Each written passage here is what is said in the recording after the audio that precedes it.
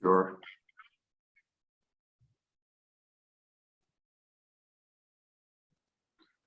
Sure. Well, hello, everybody. And thank you for taking the time out of your day to attend this webinar, and hopefully it will be informative and you'll get plenty of useful information. My own name is Greg Allen, and I represent Community Power, which is a community-owned supply company in Ireland, and also Owen O'Horgan from the Tipperary Energy Agency will be assisting in the presentation. The basic format is that I will give a presentation on the Microgen support scheme, and then give a very basic introduction to what is a cVPP, and then Owen will take over and go into the technical detail of the cVPP. So that's basically the format. I hope you have your tea and sandwiches ready to go, seeing that it's lunchtime, and hopefully, as I say, you will get some useful information. We will have a Q&A session at the end of the presentation. We're going to leave at least 20 minutes for that, and we will filter your questions and try and answer as many as we can within the time frame. So what I'm going to do is I'm just going to start the presentation now. I'm just going to share my screen, and we can kick off. So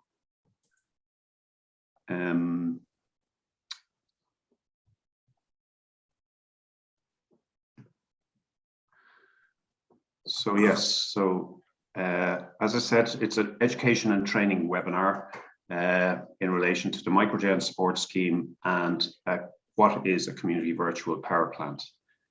So I suppose what I would like to do is to put a bit of context around the Microgen support scheme. I would expect a lot of you are aware and familiar that there has been a lot of talk about this scheme for years, and it's only now coming to fruition after a long time in the waiting. And as a utility, we were actually lobbying and trying to accelerate the process of this support scheme. We're very much in favor of, if you have solar PV or you have generation of any sort and it's spilling into the grid, you should get some sort of compensation for that. So the context of this is coming from European legislation, and it's the Clean Energy Package. And the Clean Energy Package has a number of different directives in it, but the particular one relating to this is the Renewable Energy Directive. And every country in Europe has to transpose the articles of the directive into law. And the two key articles are Article 21, which relates to renewable self-consumers, and Article 22, which is renewable energy communities. Now, the European Commission, basically this was supposed to be transposed into legislation in 2020. And if it isn't or hasn't been, there are fines from Europe for not having transposed this legislation. So the department really pushed both ESB networks and the energy regulator to accelerate the microgeneration support scheme. Parallel to this, what has been happening is the National Smart Meter Programme, which is the introduction of smart meters into Irish homes and businesses. This is a 6-year programme, kicked off in 2019. Obviously, COVID has delayed the rollout of it. I'm not sure exactly how many smart meters have been installed. I think roughly about 500,000. There are 2 million in total to be installed. There's 2 million approximately MPRMs across Ireland. And then you also have the National Broadband Plan. And again, that has been rolled out where every citizen in the country will have a high-speed internet access. And the reason why I'm referencing those two things is that the original thinking going back a few years ago was to implement a smart metering program, and then introduce the Microgen support scheme. Because obviously what you need is a smart meter to be able to read your export that's actually spilling into the grid. And you know, if everything had worked out perfectly, that would have been a lovely plan, but life isn't perfect. And then all of a sudden, there was potential fines from Europe. There was an accelerated process to get the Microgen support scheme operational, but that caused technical challenges in the background, which again, I'll go into in a little bit of detail. So you'll see up the very top, this is an interim support scheme. And the reason being, as I said, is that the fact that not every household in the country has a smart meter, and not every household has good quality broadband connection, which are the two key elements that are needed for recording the data. So this was announced by the Minister, Eamon Ryan, on the 15th of February, that now the scheme is in place. There are two elements to it. You've got the Clean Energy Guarantee and you have the Clean Energy Premium. So just to take the first one, the Clean Energy Guarantee, and again, this is going back to the European legislation that the Department of Energy, Climate Action and Communications were kind of mandated to actually implement Articles 21 and 22 in compliance with the Renewable Energy Directives. It's the suppliers like Community Power who have the responsibility to deliver this Community Energy Guarantee. So, and the pricing mechanism, there was a consultation process, but it's the CRU, which is the Commission for Regulation of Utilities, that again is responsible for designing the pricing mechanism. And they were, through the consultation, they determined that it would be a competitive approach to pricing. And again, it was the CRU's responsibility to define the export tariff, which reflects the market price. And what has happened is that they have given a recommendation, which I will go through, but it's going to be revised in 12 months' time to see how it is operating in the market. And again, the final point relates to eligibility. If you don't have a smart meter, you still should be entitled.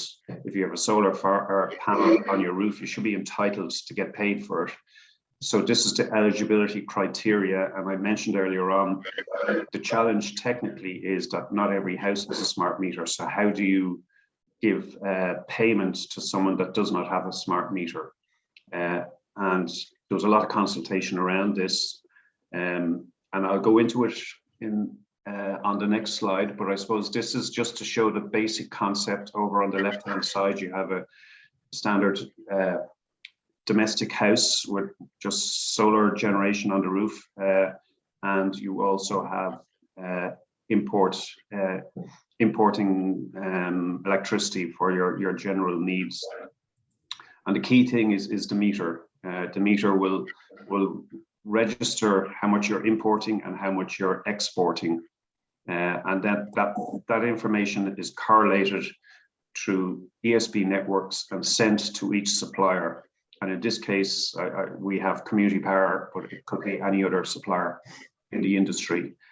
And then the other element is that it's recognized within the electricity market. It's called a CMO, and that we, as a supplier, we get recompensed for the generation, and then we are able to pay the domestic customer. So, as I say, it just gives a broad overview of how it's structured. So to go into a little bit more detail, the Clean Energy Guarantee, it's for installations of up to 6 kilowatts for a single phase, or up to 11 kilowatts for 3 phase. And this is the microgeneration. Now, recently they've changed the name. They're now calling mini generation, which is for more commercial type installations, from 6 kilowatts to 17 kilowatts for single phase, and 11 kilowatts to 50 kilowatts for 3-phase. And this is categorized as mini generation as opposed to micro generation, which is for the smaller amounts. And through a consultation process, as I mentioned earlier on, the CRU, the Commission for Regulation of Utilities, has set a floor price of 0 cent per kilowatt hour. So the reason they've done this is to allow dynamic and competitive pricing by suppliers for Microgen. So a supplier could offer you 2 cents or they could offer you 20 cents. And it's to allow the market to determine what the pricing is going to be. And as I say, the CRU will carry out a review in 12 months to just see as to whether it's fair and equitable to the end user, the consumer, that they always have the consumer's interests. So they will do an analysis in 12 months. And I refer back to the first slide of where everyone should be entitled to get paid for their export, even if they don't have a metered installed, a smart meter installed. So if you have a smart meter installed, you will get paid for whatever you spill onto the grid. So it's not too complicated. You obviously need good broadband connection, which is another key element. But once that is in place, if you spill whatever amount of kilowatts, you will be recompensed for that. If you don't have a smart meter, and this is where this is taking into account, the CRU has deemed that the export volume will be set at 35%. So whatever you're generating, and because you don't have a smart meter, it will be deemed that you spilled 35% into the grid, and that is what you will get paid for. And the suppliers, this is in relation to how they will get paid, that it will be 12 months after the microgeneration data has been received that the supplier will get paid, but the supplier will actually pay the customer, the end user, within 2 months, or it's to be determined, but in a much shorter time frame than a 12-month period. So that is the clean energy package, and then we move on to the clean energy premium, and this has been set up to encourage renewable self-consumers to install microgeneration technology, and anything after the 30th of September June 2020 can get access to payments for the clean energy premium. And this was obviously introduced to encourage investment and uptake and reduce the viability gap, because if you crunch the numbers, the payback period is quite long. So this was an incentive to try and encourage more take-up of solar PV. And again, it's the supplier responsibility to pay the end user for their exported, and it is actually going to be recouped through the PSO levy. And the tariff for this, for anyone who installs a solar PV or a generation project, is 13 cents in 2022, and it's a sliding scale going down to 0.95 cents in 2027. And there was a consultation process, and the agreed term of this is 15 years, so that you will get your tariff, fixed tariff for 15 years. The eligibility of a dwelling, it must have a BER rating of C, and it is expected that they may change that BER rating over time. They may bring it up to a B. And again, there's a cap on the exported volume, and that has been set at 30% of your exported volume, so that it's to prevent over remuneration for your export. And the clean energy package is due to be launched in Q3 of this year. To see the clean energy guarantee is already launched on the 15th of February. I have my doubts as to whether all the elements will be in place to allow this to be launched in 2022.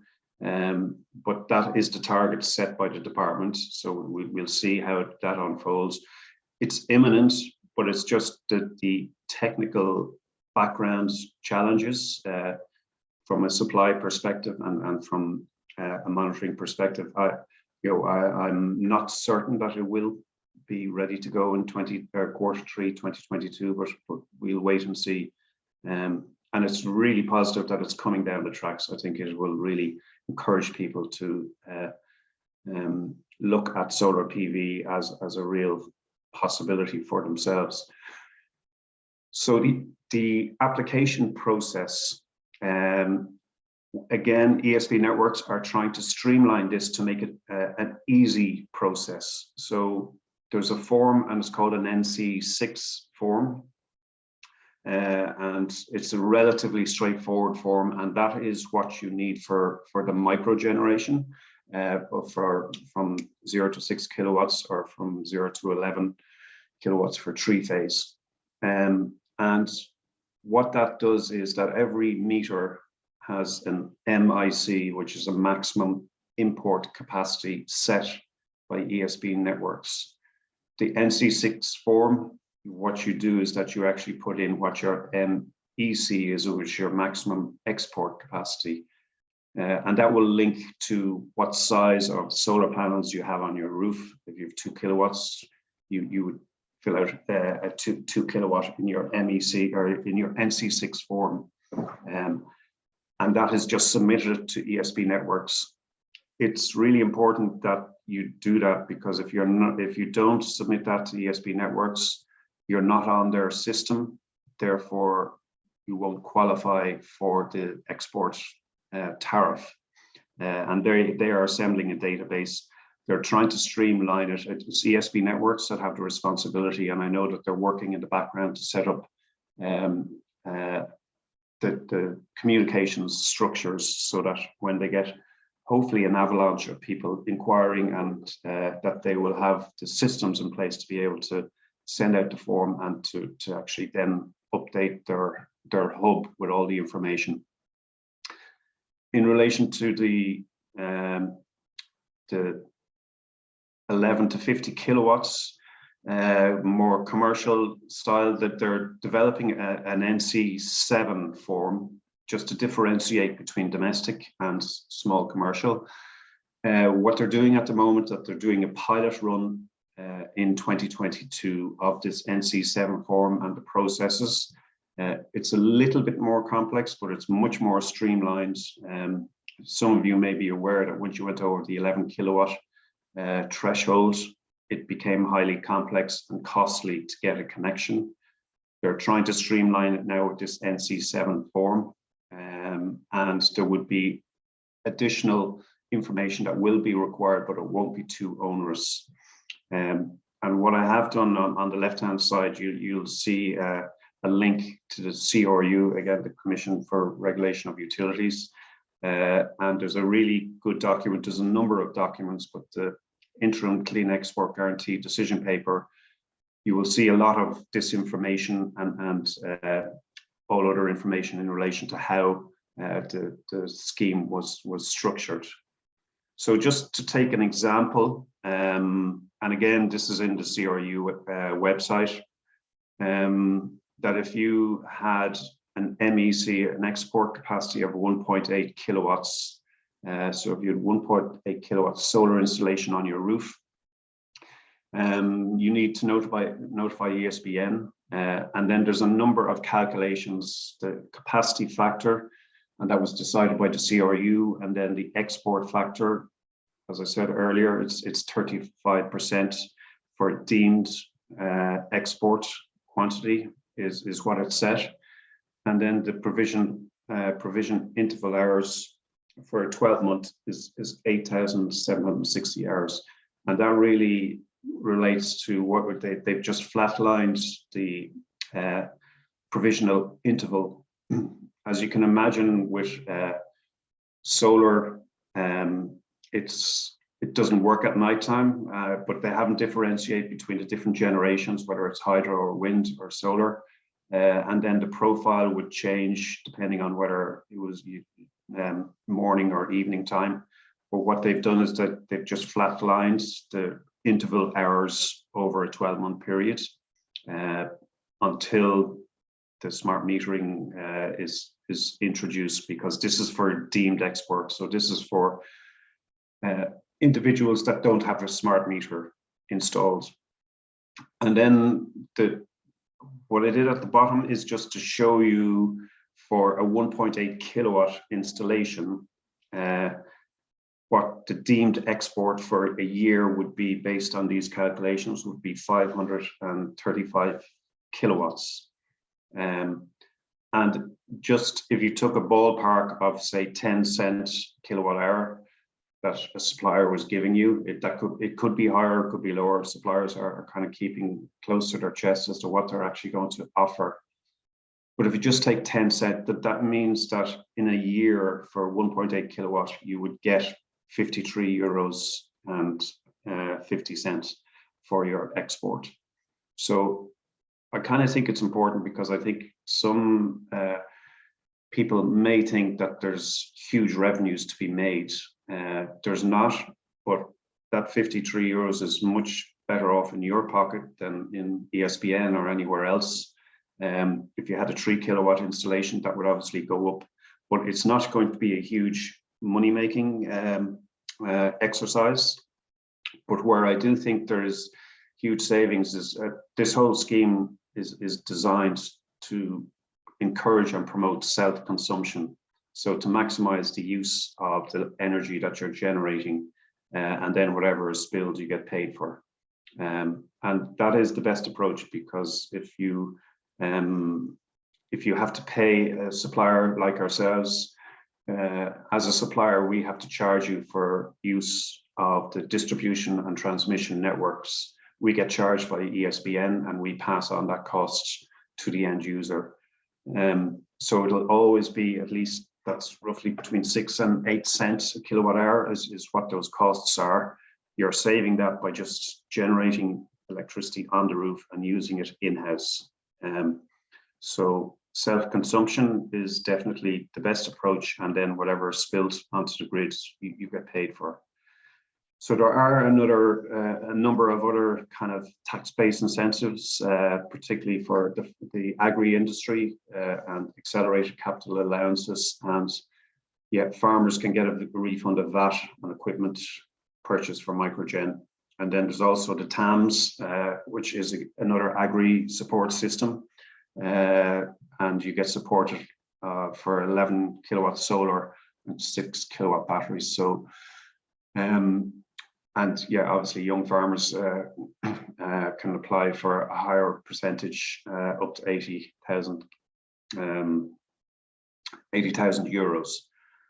So that's really an overview of the Microgen support scheme and where we are. And there's still some details that are being worked out, but I hope it does give you an overview of the Microgen support scheme and what's possible.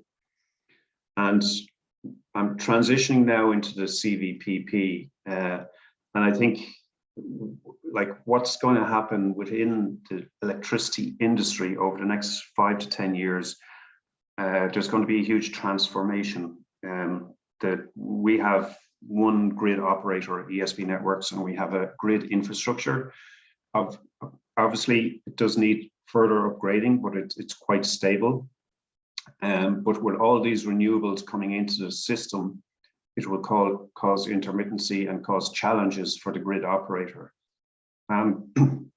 Outside of that, we see internationally huge development in relation to smart grids, in relation to battery technologies, and renewable generation, local generation.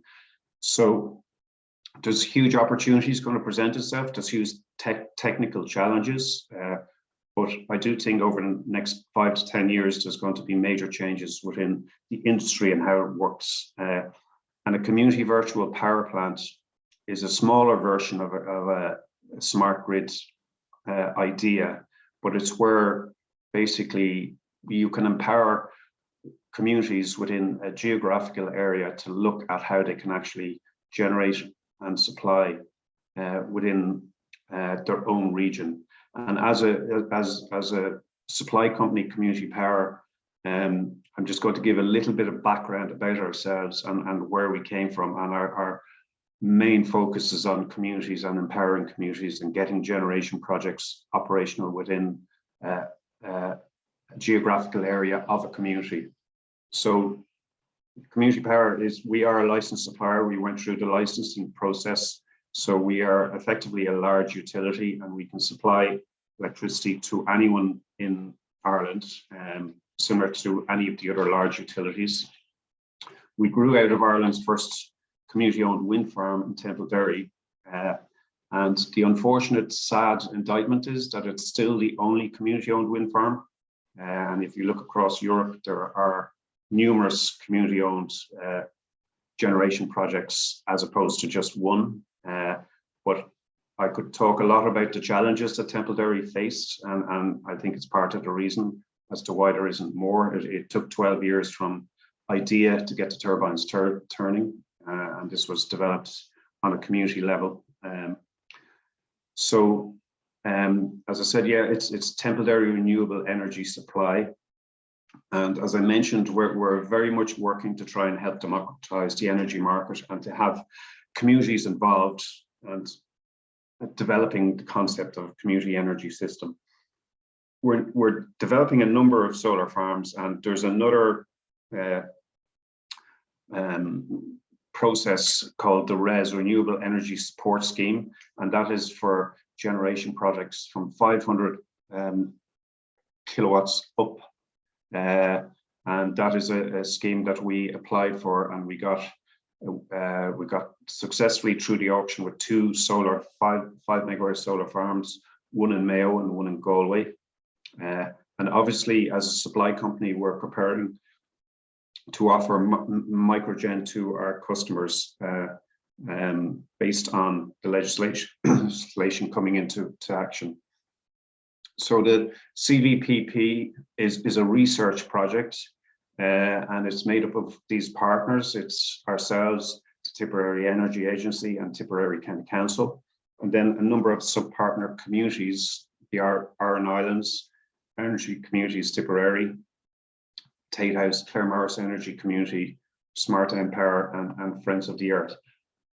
So those were the consortium that were involved, and this is the funding. The total budget for this research project was 7.5 million. We got just shy of €1 million to develop the concept in Ireland. And there were 15 partners in 3 different markets in Belgium, Holland, and Ireland. And we learned a huge amount from our European partners because their electricity system is much more advanced than where we are in Ireland, and there was huge learning. And the main coordinators was the University of Eindhoven. So I'm just going to give a basic introduction to what a cVPP is, and then Owen is going to take over and go into more detail. But as I said earlier on, there's huge changes coming in the electricity industry, and I think it's really positive, and it's trying to position ourselves to take full advantage of that. On the left-hand side, you'll see the current, or up until recently, it's just about being a passive consumer, not really knowing where your energy is coming from. I think the current kind of energy spikes and what's happening in Ukraine and our dependency, particularly on gas, has kind of opened people's eyes to, we need to revisit this and see how we can actually take control and to minimize our exposure to external pressures that potentially could leave us with not sufficient energy to supply our domestic and commercial requirements. So we're in the passive consumer mode. We're looking at changing with solar PV and wind and hydro, and particularly, as I said, our emphasis is on energy communities. And the buzzword is a prosumer, so you're proactively consuming and generating. So if you are doing that, well, then how do you take full advantage of it? And this is where, if you have generation and you have battery storage and you have an energy management system, how you can integrate all those together to create a virtual power plant, a community-based virtual power plant. So it's really looking at energy management and how, and this is an ICT solution. You can see how technology and virtual platforms are being appearing in loads of different industries, and the energy industry is no different. So with this IT development, it allows for energy management for renewable energy generation. And it also has the potential to help the DSO and the TSO.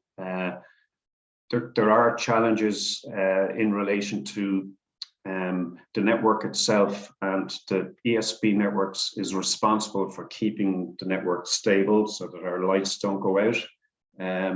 But I think we will always need the grid operator, we will always need a national grid, but I think there is opportunities for the likes of a community virtual power plant located within a geographical area where communities can actually get involved and become system actors in their local area.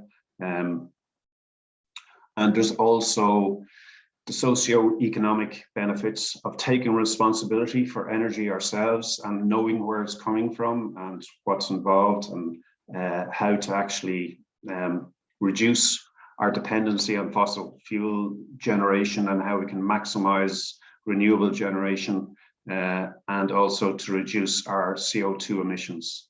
So there's a huge amount of potential based on where the industry is going. And now with this new Microgen, and as I said, there is a bigger scheme for larger generation projects, and a cVPP, we believe will form part of the longer enduring solution for communities and for individuals.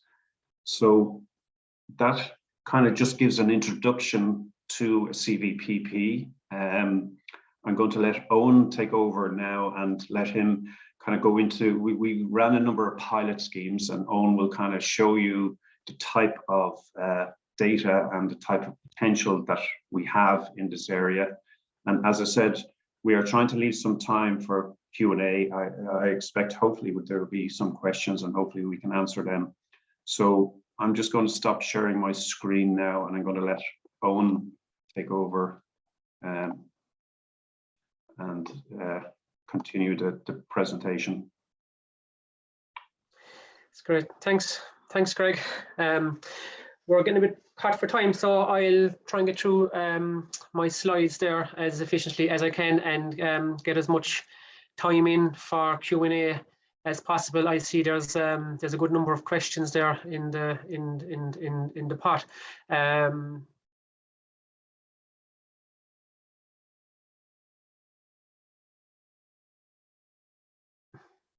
Okay, so my name is Owen O'Hargan. I'm a community energy engineer with the Tipperary Energy Agency. And I suppose just a bit of background on the Tipperary Energy Agency. We are an independent, non-for-profit social enterprise. And I suppose, you know, social enterprise is an organization whose mission is focused on the social good rather than profit.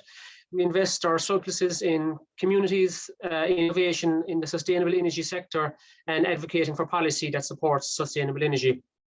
So just building on the introduction that Greg gave on the cVPP project. So as part of the Community Virtual Power Plant project in Ireland, and given regulatory constraints with interconnecting these systems to a central platform at a larger scale, we decided that 3 individual pilot sites would be chosen to test these the virtual power plant technology concept on a site-by-site basis with a view to further integration in the future. So the 3 sites that were selected are Rosscray Leisure Centre, and thanks to Tipperary County Council for facilitating the test bed there. The second site is in Tipperary. There's a cluster of sites there, and thanks to Clean Tech Renewables from Clanmell, who facilitated the test beds there. And the third site is a large hotel in Killarney. It's Randalls Hotel, and thanks to Randalls again for facilitating the test beds.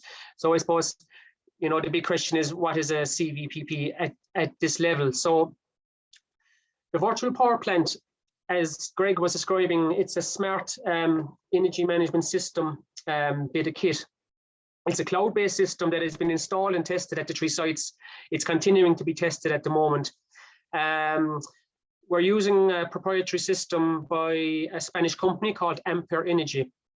So the technology consists of a central control unit that can connect to your battery storage system, a solar PV array, for example, and along with being able to control and optimize the operation of specific electrical loads in the building or in a building. The control of electrical loads by the virtual power plant system can provide a level of flexibility on site by being in control to be able to switch on and off the likes of heat pumps, immersion heating, HVAC systems, EV charging, etc. And these loads can be designated to be either critical, essential, or non-essential loads. The advantage of this flexibility is that electrical loads can be controlled with the VPP system. What it does is it'll interpret the weather patterns, and it has the potential already in the software to actually interpret what's coming downstream, which is flexibility in the energy pricing market in Ireland. That's happening in other EU countries. The advantage of this flexibility is that electrical loads can be controlled depending on the weather, and a flexible cost of electricity, as I've stated, is going to be available at certain times of the day when it's going to be on the Irish electricity market. This technology is designed for the next generation of electricity supply, which will have some level of price flexibility, as I've stated. The adaptation of this virtual power plant system technology, it can level out the spikes in the production of renewable energy both at a local level and when aggregated at a larger level, and has a lot of benefits to the DSO, which is the distribution service operator, which is the ESBN in Ireland, and for the TSO, the transmission system operator, which is EirGrid. So the virtual power plant energy management system, there are systems which can manage, track the building's energy usage and consumption. They allow the user to monitor the past and present energy consumption, while also allowing the user to control appliances and devices attached to the system so that you're using power during off-peak or shoulder periods, and can therefore end up paying less on your energy bill. Additionally, the EMS systems allow users the benefits of having control of their intensive loads, while also offering the users the flexibility to personalize their power consumption to suit their needs, as well as being integrated into a larger hub as a community virtual power plant. This is what community power has become as part of this EU project on a macro scale. So also it can work for the aggregation of multiple units to work together as a virtual power plant. For example, in the south of Ireland, on the map that you can see, it shows clusters of these systems already installed. But again, due to current regulatory barriers, full integration is a bit way off yet. Our EU partners are a bit further down the road, and the next slide will explain a bit more as of why. So I suppose, yeah, the regulatory barriers in Ireland at the moment, I suppose, is the ESB. They have as the DSO, they have the monopoly over the wires. So we only have one DSO in Ireland compared to our European counterparts. If we take Germany, for example, they have 883 DSOs. So there is a lot more kind of competition in Germany and, you know, in the other EU countries per se for for the testing and the trialing and the adaptation of this community virtual power plant technology. Also, there's a few gaps in our systems at the moment. Like, we don't know yet what the support scheme for energy systems, renewable energy systems from 50 to 500 kilowatts are, for example. Planning laws need to be reviewed as well for the likes of solar PV. And alas, the cVPP project is moving forward anyhow. So just to kind of go a bit deeper in the detail, and I'll just bounce on the 3 sites. Again, I'm conscious of time, so I'll get through the slides as quick as I can. So the Roscrea Leisure Centre, at the moment, there's a 10 kilowatt peak solar PV system with a 24 kilowatt hour battery, plus the EMS system, the VPP system. That was on the 22nd of July 2021. So there's 133 kilowatt peak of solar PV going to be live on that building in 2022, which will be very interesting to manage with the EMS system that's already in there.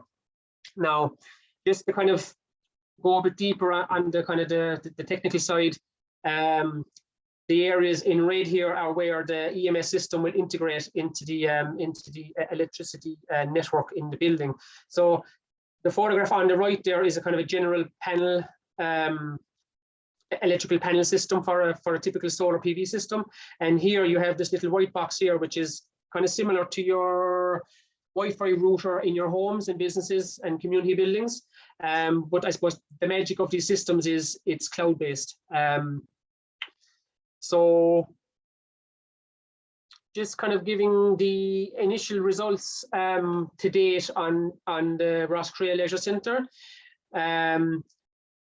There has been 932 kgs of CO2 saved, 315 euros saved in the bills. Scaling is important for these systems, as we're learning as we go along, for the bottom line. The commissioning of the 133 kilowatt peak will be a game changer on the site, as the facility has a large electrical load. Now, I suppose I just want you to focus on the energy independence here is at 3%. It's very low because the solar PV system and battery is very small compared to the electrical load on that facility.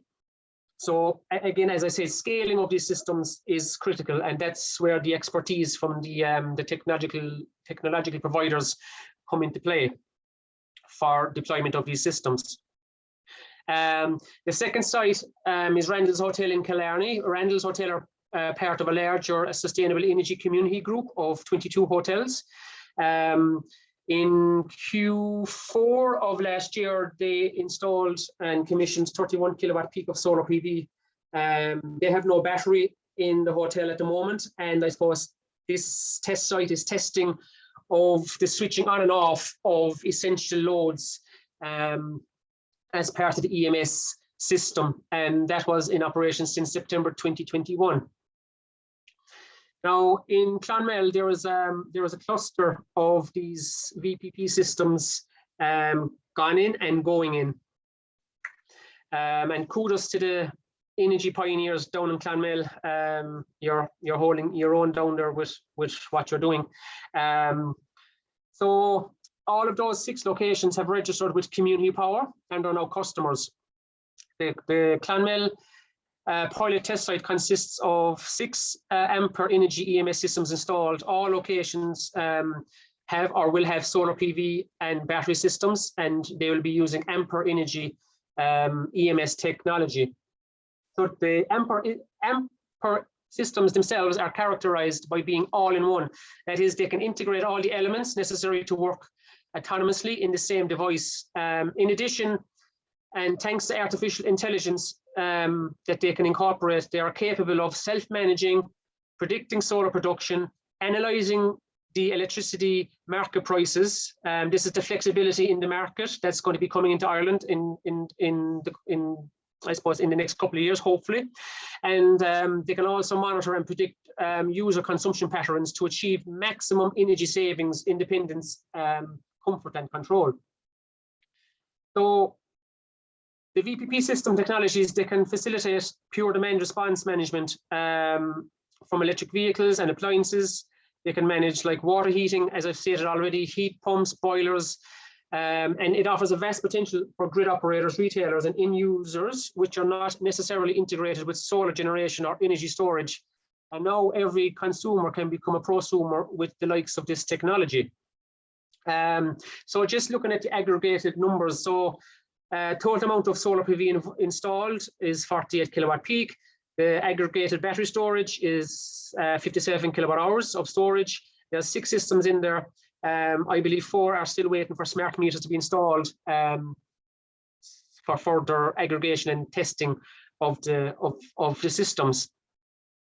But just kind of, I suppose, focusing in the microscope a bit closer, we'll focus on one of the sites, which is the Clanmell Castle Organic Community. So they have, I suppose, a kind of a domestic size system there. It's a 3.9 kilowatt peak solar PV array, 3 kilowatt hour battery storage with the Ampere Energy EMS system, and that went in at February of 2020. So so they're achieving an average of 46% energy independence with the EMS system being able to integrate with the solar PV system and the battery storage. The system is able to interpret and predict the weather of tomorrow, so that, like, for example, I'm in Mount Shannon today and we had a blizzard this morning and now we have blue sky. So the EMS system would look and go, okay, we have blue skies now, the weather is good. What do I do with the energy? Do I dump it into my battery? Do I select some of my loads and turn them on and off? Or do I export it out to the grid? And that is the magic of these systems. It's able to optimize the usage and predict what's the best course of action. And these systems, I suppose, are out there now, but they are designed for the energy grid of the very, very near future, because we're going to have flexibility in the Irish market, which means that the pricing rate of electricity is going to change during the day, maybe at an hour by hour basis, for example. And this technology will be able to make those decisions of, okay, let's import energy at 1:30 today, because there is so much solar PV energy on the grid from the large scale solar PV farms, etc., that it's at a certain price, and it's best to use and import the energy now than to use for my own battery. And then if you have weather like this morning in Mount Shannon, for example, where I live, it's cloudy, there's a blizzard, so then the system would go, okay, I use my own battery now, because to purchase energy from the grid at the moment, it's too expensive for me. So I suppose just looking at the aggregated savings thus far with the likes of this system, they're achieving an average energy independence of 46%, 2,433 kgs of CO2 saved, and 371 euros saved in their electricity bill. Now that's, if you can scale that up by 10, then it becomes pretty impressive for a larger installation.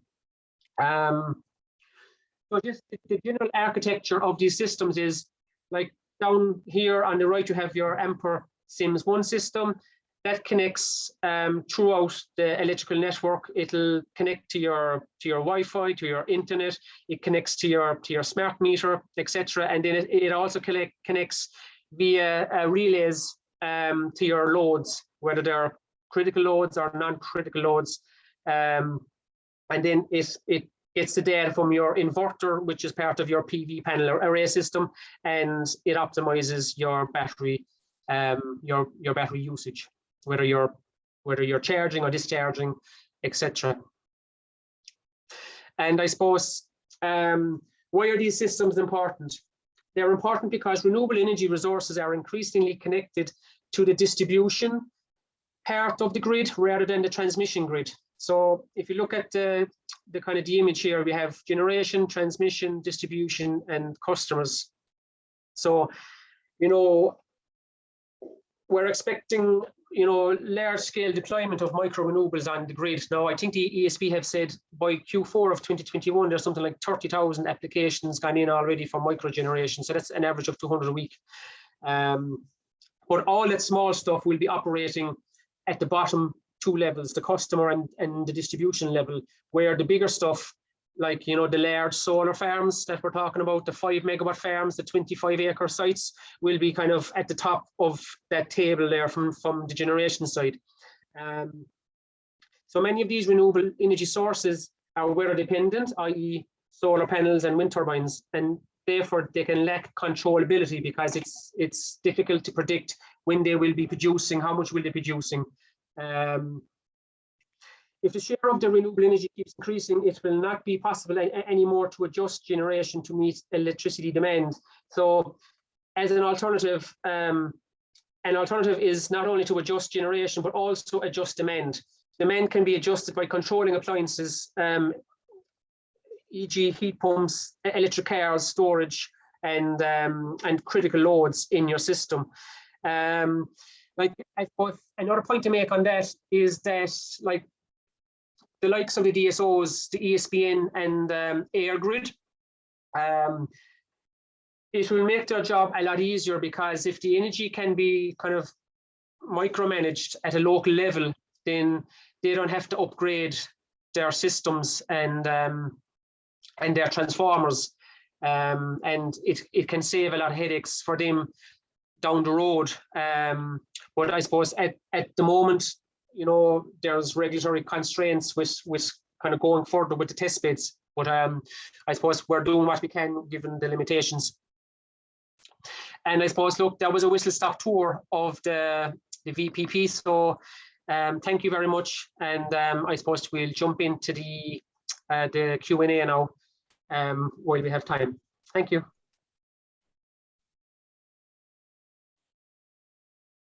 So we have one question in here from Hugo. So in a cVPP, does the energy get used on site first, then sent to battery second, then shared, loaned or sold with other users within cVPP third, and final fourth, spilled or sold to the grid? Yeah, that's a very good question. If I can answer, Greg, if you don't mind. Yeah, I think the way of looking at this is like an onion, and you have certain layers. I suppose it's best to use and maximize the use of locally produced energy locally. And I suppose if you go on the micro level, say you have a house or a community building or a business, and they have a system installed, then the first layer is to use and optimize the usage of the energy that you've produced on site. Okay, that's working loads, turning on and off critical loads. The second layer is optimizing battery storage, so that when it rains, there's poor, you know, solar PV energy production from solar PV, for example. Then you can use your battery. And then I suppose the next layer then would be the purchase of grid energy.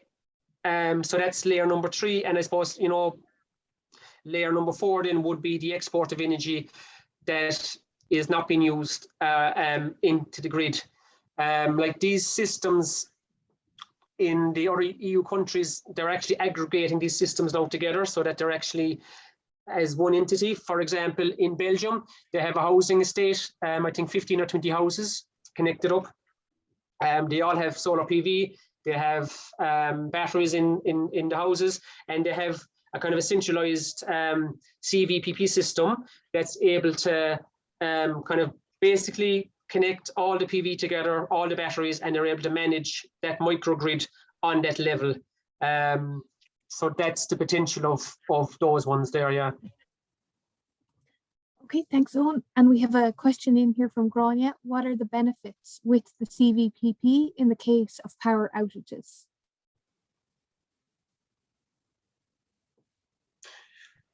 Would I take that again, Greg? Yeah, Owen, I think. Yeah, I suppose, yeah. Look, the benefit is there is a buffer available in the form of battery storage. Now, that's finite, you know, given what size of the battery systems are in a home or a business or collectively used. I suppose the advantage of these systems as well, I think one of the earlier questions mentioned electric vehicles and stuff like that, and vehicle to grid. Now, these systems are behind the meter systems. You know, if you think of in front of the meter is the ESP, behind the meter is these VPP systems. And like if you have an electric vehicle, for example, that's plugged into the system, you have a battery bank sitting there on wheels. So that battery bank in your EV could spill the juice into your home or your building to buffer while there's a power out. But again, you know, it's finite given the size of the storage. Okay, thanks. Okay, and one in from Anne-Marie. Is there a geographic distance limit for connected cVPP systems? Geographical, I suppose there is. That's got to do with the regulator at the moment. So all we could do at the moment is to start testing the equipment on pilot sites. And as you can see in Clanmell, there is a cluster there. And it's going to be interesting once we get to play with that cluster. But again, we have to keep it in the confines of the regulatory rules and stuff like that with transmitting energy over the wires. But I suppose bringing in community power are the cVPP in Ireland. And Greg, I don't know, do you want to come in about like the higher level concept of cVPP from community power's perspective? Because like, if you can imagine that community power are going to be covering the spectrum of the electrical grid per se, from being a purchaser and a supplier of green energy from solar farms, wind farms, etc., all the way down to potentially being able to manage clusters of cVPP projects in communities around Ireland, and if there's enough power available in those clusters, then those clusters together have potential to enter the wholesale market where their energy could be purchased by community power. So I suppose it's kind of strength in numbers, really.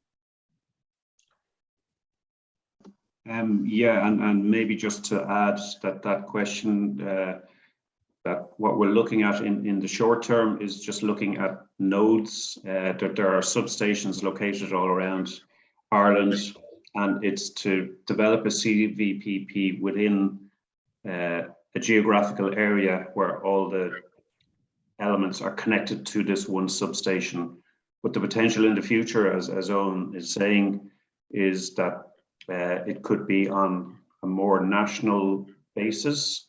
And what's happening within the electricity industry as well is that there are markets available in relation to providing flexibility or even providing curtailment if there's too much renewable generation going on to the grid. And if we have battery storage or whatever, we could provide services, there are ancillary services to the grid operator. Now, these are quite advanced in the European perspective, not so much in an Irish perspective, that there is flexibility services offered, but it's mainly to do with large industry, which can switch on and off large machines at a quick response time. But the cVPP is bringing it right back to a domestic and small commercial level. And that's what we're researching and hopefully offering that possibility in the future. Okay, thanks, Greg. It's just after 2 now, so we just might take one more quick question. This has come in from Anonymous. It is, what is the minimum percentage of smart appliances for load shifting in the community? Community members can only gradually change their devices, but does it make sense to do so if only 20% of all devices are smart?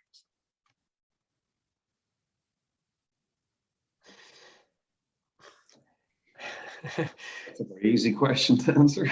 Go ahead, Owen. Yeah. I suppose it doesn't necessarily, the equipment doesn't necessarily have to be smart. You know, like, you know, there's all this Internet of Things coming down the line where your washing machine will be Wi-Fi enabled and it'll have a brain, you know, a little microchip that'll be able to do all these amazing things. But with this technology, it can actually connect to critical loads. Or non-critical loads. So there's a selection process that's available in buildings, you know. So it's a case-by-case basis. The kit could go in now, and you could select the relays for the different loads in a building that'll be switched on and off. You know, like critical loads in the winter in the hotel, for example, is HVAC, heat pumps and things like that, you know. Non-essential loads then are, you know, charging of your electric vehicle per se, your washing machines and things like this, you know. So the equipment doesn't necessarily have to be smart enabled, but, you know, the wiring has to be correct for the systems to be integrated. I hope that answers the question.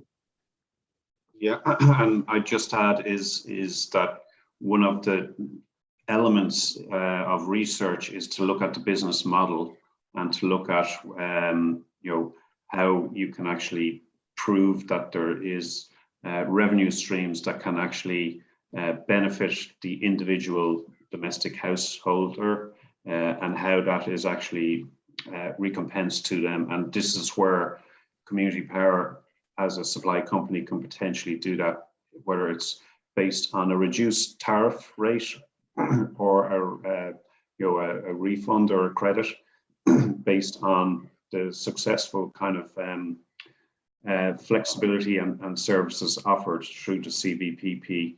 So as I said, these technologies will come into fruition over the next 5 or 10 years, and this is why, combined with the University of Eindhoven and our European partners, it's a really interesting research project. We haven't kind of ticked all the boxes, but these pilot schemes that we have been running, we've learned a huge amount.